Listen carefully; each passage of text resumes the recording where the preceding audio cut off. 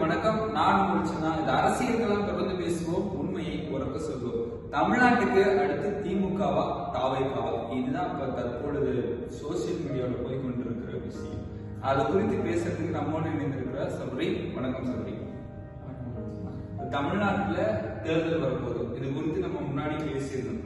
தமிழ்நாட்டை தற்கொலைத்தனமா ஆக்கியிருக்கிறாங்க தாவேகா அப்படிங்கிற ஒரு விமர்சனமும் இருக்கு. இன்னொன்னு, பகுத்தறிவு சிந்தனையோட ஆக்கி இருக்கிறாங்க. சுயமரியாதை, சமத்துவம், சமூக நீதி, இது போன்ற பல நல்ல நல்ல விஷயங்களுக்கு உட்பட்டதா தமிழ்நாட மாத்திருக்காங்க திமுக. இப்படி இருவேறு கட்சிகளுக்கு தொடர்ந்து ஒரு போராட்டங்கள் போயிட்டு இருக்கு. இதற்கு மத்தியில குழந்தைகள் எல்லாம் தாவேக்கா என்ன மாதிரியான அடிமைப்படுத்தி வைத்திருக்கு, படங்களுக்கு அடிமைப்படுத்தி வச்சிருக்கு. இது பாக்குறது இல்ல, ஸ்கூலுக்கு போறது இல்ல, விஜய் படம் போடுறது இல்லைன்னு ஒரு பொண்ணு அழுகுது. அதே அந்த பக்கம் இந்த பார்த்தோம்னா திமுக அந்த பொண்ணு என்ன பேசுது, உங்களுக்கு விளையாட்டுகளுக்கு நல்ல வாய்ப்புகள் கொடுத்துருக்காங்க பேசுது. இதை பத்தின கருத்து என்ன சொல்றீங்க? வணக்கம் சின்னா. இப்போ நீங்கள் கேட்டீங்க, இந்த குழந்தைகள் எல்லாம் எப்படி அடிக்ட் ஆகியிருக்காங்கன்னு கேட்டீங்க. அது உண்மைதான். நிறையா நாங்கள் சோசியல் மீடியாவில் நம்மளாம் பார்த்துருப்போம். அந்த குழந்தைகள், சின்ன குழந்தைகள்லாம் ஒரு நடிகர் பின்னாடி அந்த படம் போடலை, இந்த படம் போடலை. நான் நேற்று காணொலியில் கூட அதை சொல்லியிருந்தேன். அந்த எக்ஸாம் ப்ராக்டிக்கல் இருக்குது, அதெல்லாம் விட்டு ஒரு திரை மோகத்திட்ட ஒரு நடிகரை பார்க்க வரேன்னு சொல்கிறாங்க. அதே ஆப்போசிட்டில் ஒரு அப்பா இறந்ததுக்கு எக்ஸாமெல்லாம் எழுதி முடிச்சுட்டு இறுதி சடங்குக்கு போகிறாங்கன்னு சொன்னேன். இந்த மாதிரி சூழ்நிலை இருக்கும்போது வரும் தலைமுறைகள் சினிமா மோகத்தில் தன்னோட படிப்பை விட்டுருவாங்களோன்னு ஒரு அச்சம் நமக்குள்ளே ஏற்படுது. ஏன்னா சின்ன குழந்தைகளிலிருந்து அந்த திரைமுகத்தில் இருக்காங்க. ரொம்பவும் திரைமுகம் ரொம்ப சூழ்ந்திருக்கு. பெற்றோர்கள் அவங்க அந்த பெற்றோர்கள் அதை பார்த்து குழந்தைகளை கரெக்டாக ஒரு வழி நடத்தணும்னு நான் நினைக்கிறேன். ஏன்னா நிறைய சோசியல் மீடியாவில் நிறைய வீடியோவை பார்த்துருப்பீங்க, நிறைய பேசுகிறது பார்த்துருப்பீங்க. நிறைய பெண்களும் ரொம்ப எமோஷ்னலாக பேசுகிறாங்க, எமோஷனலாக ரொம்ப அட்ராக்ட் ஆகுறாங்க. நீங்களே நிறைய காணொலிகளை பார்த்துருப்பீங்க. சரிங்க சார், இப்போ இருக்கக்கூடிய பள்ளி படிக்கக்கூடிய பிள்ளைங்கள் எல்லாம் அதில் பார்க்குறாங்க, இது அடிக்ட் ஆகிருக்காங்க. அதெல்லாம் ஒரு பக்கம் இருந்தாலும் திராவிட கட்சி பெண்ணுடைய உரிமைக்காகவும் கல்விக்காகவும் என்னென்ன விஷயங்களை செஞ்சிருக்கு. ஏன்னா இப்போ இருக்கக்கூடிய குழந்தை கட்சிக்கு தெரிஞ்சால் மட்டும்தான் அடுத்து வளரக்கூடிய நாட்களில் அவங்க பகுத்தறிவோட வளருவாங்க. சரியா? ஆமாச்சுன்னா நீங்கள் சொன்ன மாதிரி கரெக்டு தான். இந்த திராவிட இயக்கங்கள் இந்த பெண்களுக்கான ஒரு வளர்ச்சிக்கான திட்டங்களும் வளர்ச்சிக்கான முன்னேற்பாடுகளும் திராவிட இயக்கங்களிலிருந்தே தொடருது. அந்த திராவிட இயக்கத்திலிருந்து வெளிவந்த திராவிட கட்சிகள், இப்போ ஆளுங்கட்சியாக இருக்கிற டிஎம்கே முதற்கொண்டு பெண்கள் வளர்ச்சிக்காக நிறையா திட்டங்களை வகுத்திருக்காங்க. முன்னாடி 1924 சுயமரியாதை இயக்கத்தை பெரியார் ஸ்டார்ட் பண்ணுறாரு. அதன் மூலமா பெண்களுக்கு முன்னுரிமை கொடுக்குறாரு. பெண்களுக்கு அதில் நிறைய தீர்மானங்கள் நிறைவேற்றப்படுது. முக்கியமாக பார்க்கக்கூடிய தீர்மானங்கள் பெண்களின் சம உரிமை, சொத்தில் சம உரிமைன்னு ஒரு தீர்மானம் நிறைவேற்றாரு. பெண்களுக்கு சொத்தில் சம உரிமை, அப்புறம் சுயமரியாதை திருமணம்,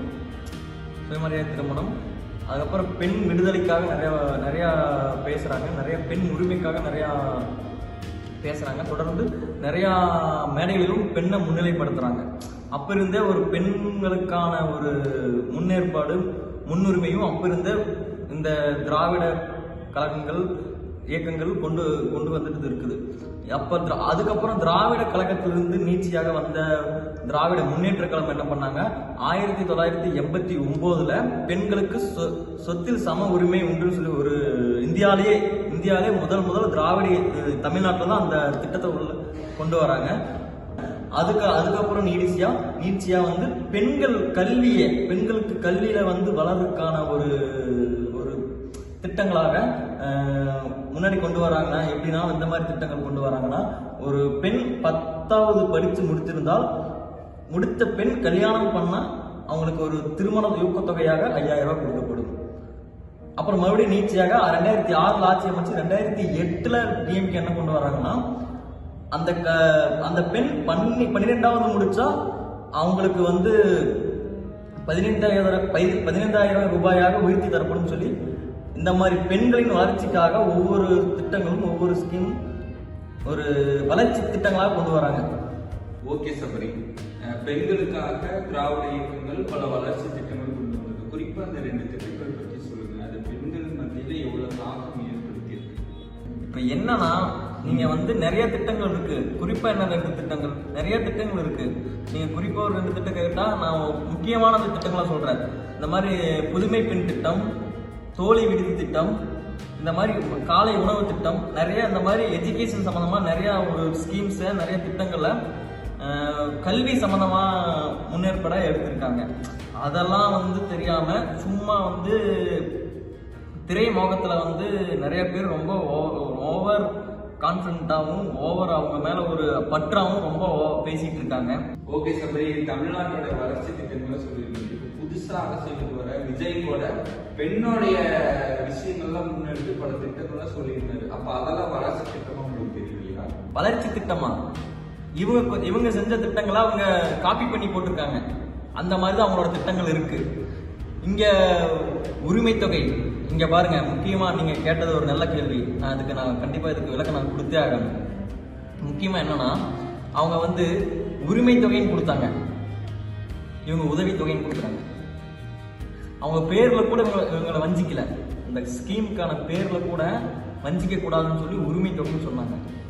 இவர் அந்த திட்டத்துல அது அப்படியே மாற்றி உதவி தொகைன்னு மாற்றி வச்சிருக்காரு. என்ன அதே தொகையை அதே திட்டத்தை இவங்க கொஞ்சம் மாற்றி மாடுலேஷன் பண்ணி சொல்றாங்க. அதே மாதிரி தாலிக்கு தங்கம் முன்னாடியே அவங்களுக்கு கொடுத்துட்டு இருக்கிறது தான். முக்கியமா பார்க்கக்கூடியது என்னன்னா, அண்ணன் சீர் சொல்லி ஒரு திட்டத்தை அவர் சொல்றாரு. அண்ணன் சீர்னா சமீப காலகட்டத்தில் எவ்வளவோ நீங்க பார்த்துருப்பீங்க. சமீப காலகட்டத்தில் நீங்க எவ்வளவோ பார்த்துருப்பீங்க.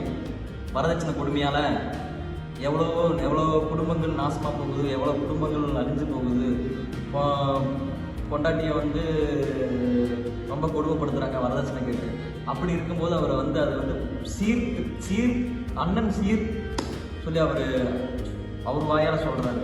அப்ப அவர் வந்து வரதட்சணை ஆதரிக்கிறாரா? ஒரு பெண்ணுக்கு வரதட்சணையே எதிரானு சொல்லி நாங்கள் பேசுறோம். அவன் பேசக்கூடிய இந்த சூழ்நிலை, இந்த திராவிட இயக்கங்கள் பேசக்கூடிய சூழ்நிலை, நீ வந்து வரதட்சணை ஆதரிக்கிற மாதிரி அண்ணன் சீர் திட்டம் சொல்லி ஒரு திட்டத்தை கொண்டு வர, நீ என்ன நோக்கத்தோட கொண்டு வர? இதுல இருந்தெல்லாம் பெண்களை கை தூக்கி வரதான் நம்ம கல்வியிலையும் வேலை வாய்ப்புலையும் பெண்களை ஊக்குவிக்கிறதுக்கு தான் நிறைய திட்டங்கள் கொண்டு வந்திருக்காங்க.